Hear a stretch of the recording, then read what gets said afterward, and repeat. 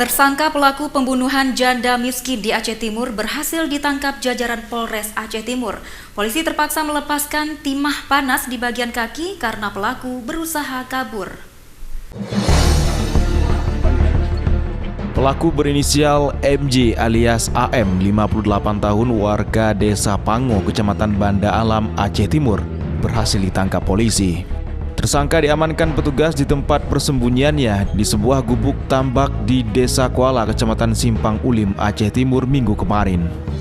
Saat dilakukan penangkapan, pelaku berusaha melarikan diri sehingga petugas melumpuhkan tersangka dengan tembakan di kaki.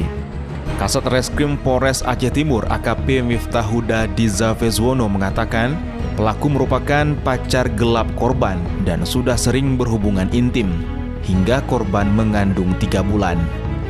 Korban meminta pertanggungjawaban pelaku, namun pelaku menolak permintaan tersebut sehingga pelaku merencanakan pembunuhan agar hubungan asmaranya tidak terbongkar.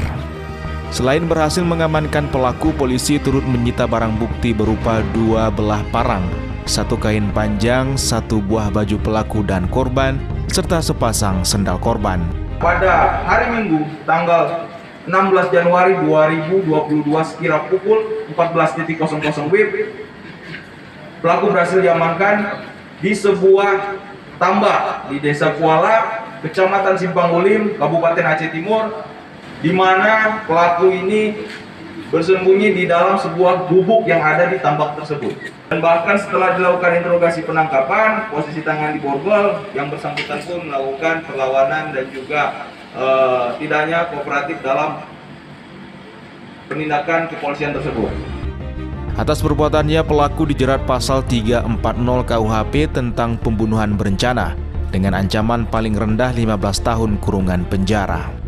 Seperti diketahui, janda miskin ini ditemukan tewas mengenaskan dengan leher tergorok nyaris putus Jumat pagi 16 Januari 2022 lalu, sekitar 500 meter dari rumah korban.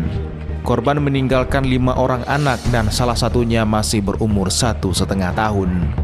Dari Kabupaten Aceh Timur, Ismail Abda, iNews melaporkan.